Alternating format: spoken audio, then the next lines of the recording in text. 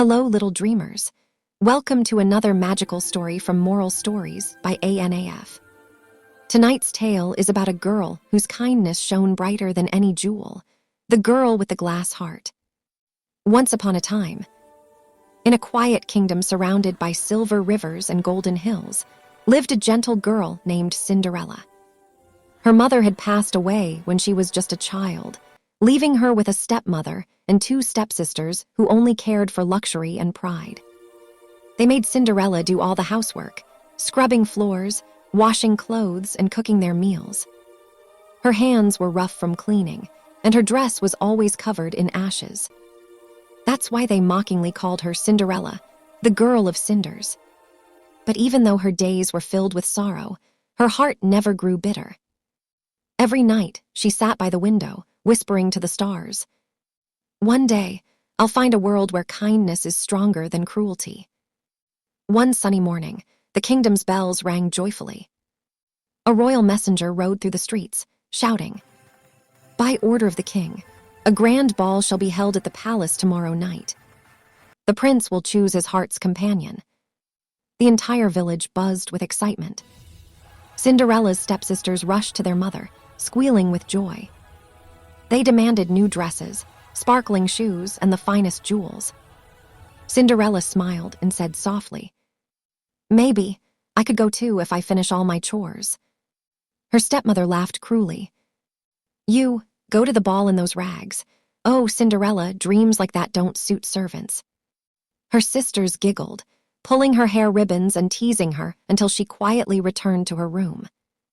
That night, as she stitched their gowns and polished their shoes, she hummed a soft tune to herself, a song of hope. When the grand night arrived, her stepmother and stepsisters left in their glittering carriage, leaving behind a trail of laughter. The house grew silent.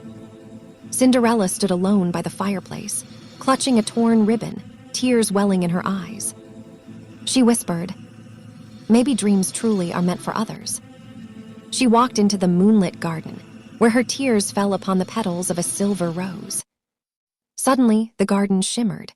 A gentle light glowed among the flowers, and a silver dove fluttered down from the sky. Its feathers sparkled like stars as it perched on her shoulder.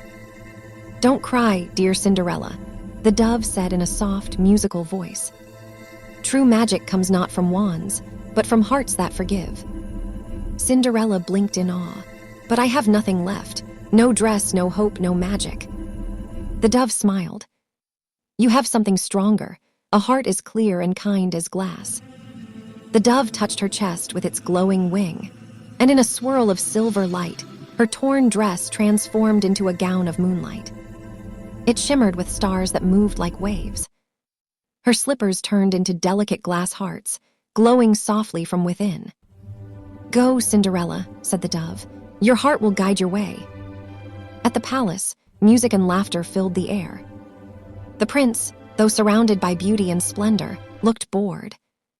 "So many faces," he sighed, "yet none that shine with truth." Then the doors opened. A hush fell across the room. Cinderella entered, radiant, gentle, and calm. The candlelight danced upon her gown, like ripples of starlight. The prince's eyes widened.